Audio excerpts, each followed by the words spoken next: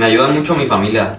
Ellos siempre están ahí para decirme pues lo que está bien y lo que está mal. Y pues desde chico siempre me aconsejaban antes de que pasara todo esto que si en algún momento, o que en algún momento iba a pasar más bien, pues que siga siendo yo el mismo que fui siempre, que muchas personas se pierden por cambiar su forma de ser.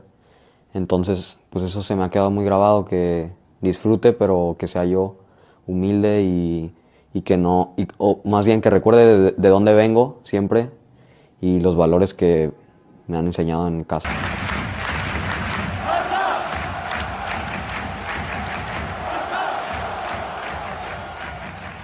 Man, do I have some news for today. It's been claimed, according to the best source of information in the Mexican transfer market, that Barcelona are interested in talent Gilberto Mora and have initiated contacts with his camp in the last few hours. They have entered the race, but as of right now, there is no formal offer yet. So let's talk about this player, because the whole Barcelona fan base have been talking about Mora and they are very much excited. Many people have been calling Gilberto Mora as the next Pedri. And it's crazy, right? How Pedri, at the age of 22 years old, is already having a youngster comparison. A regen is what people like to call it. But going back to Gilberto Mora, he's definitely a player that is currently hyped. And if you look at his performance in the Under-20 World Cup, he's been freaking killing it, bro. He provided an assist against Brazil in the first match, a game that ended 2-2. He provided 2 goals against Spain, which also ended 2-2. Then scored a goal against Morocco, where Mexico won 1-0. And then against Chile, where once again he provided another assist, and Mexico won 4-1. Those past 4 games that Mora did play, they have all been exceptional, with great match ratings as well, an average rating of 8.9. So no wonder Barcelona are getting into the race. He's a 16-year-old Mexican attacking midfielder who has exploded onto the global football scene for Club Tijuana and the Mexican national team under 20. Even though he might be small, like he is only 5'6" and weighs like 130 pounds, his technical quality and football intelligence is something that really does stand out. He is for sure loved in Mexico, one of the brightest prospects in a generation. Looking at his technical profile and his playing style, Mora does operate as a attacking midfielder, sometimes even as a left winger, but he is capable of thriving anywhere within the attacking third, even as a false 9, maybe even as a advanced playmaker. The reason why he's so flexible is because he can use his left foot and his right foot. With elite ball control and first touch precision, it does allow him to maneuver through tight spaces just like Pedri or just like Iniesta. Now be careful, we're not talking about level. Every time we talk about a youngster and comparing them to like a legend, we're not saying that they reached that level. We're saying that he has the exact same playing style. He has great balance, great vision, great composure, showing a lot of calm in his creativity. This guy does not make mistakes. So I do see a player that reads the game like a veteran, knows when to pass, when to carry, how to drag defenders out of position. I would honestly be very enthusiastic about this signing. If Barcelona can get it done, I would be very happy. I think that he can be a great competitor to somebody like Gavi or Fermin, maybe even Dani Olmo. He's for sure going to be one of the next greats in about 3 to 4 years. And at the age of 16 years old, turning 17 in a few days, he has so much more room to grow. Let's also speak about his strengths and his weaknesses. Obviously, great technique, great control, exceptional vision, 2-footed, quick acceleration with great body feints, high composure. But going to his weaknesses, he does need to add muscle mass. Like, bro, when you bring a player like him to La Liga, it is going to be a little difficult for him to adapt. He's going to have to improve on physical duels and aerial duels. I would also say that his defensive positioning and pressing awareness needs to be refined. At a league like Mexico, you're not really so worried about defensive positioning nor pressing awareness. Yes, they have those elements here and there, but it is definitely not as strict when compared to La Liga. That needs to be on point. I believe that he also needs to find some consistency in finishing and crossing that can really elevate him to become a star in the world of football. Yes, he's scoring goals right now, but there has been moments in his game where he could have scored goals, and sometimes he does miss. So I would say that Mora already plays at a professional level technically and mentally, but his next challenge is going to be his physical growth and really becoming that complete midfielder. Even Pedri and Gavi and Fermin got a little bigger. They added more muscle mass. I also don't want to speak about his journey, like what led towards this moment here, because he did debut for Tijuana at the age of 15 years old back on August 2024, becoming the 3rd youngest debut player in Liga MX history. Just 12 days later, he scored his first professional goal, setting the record as the youngest scorer in Liga MX history. And during the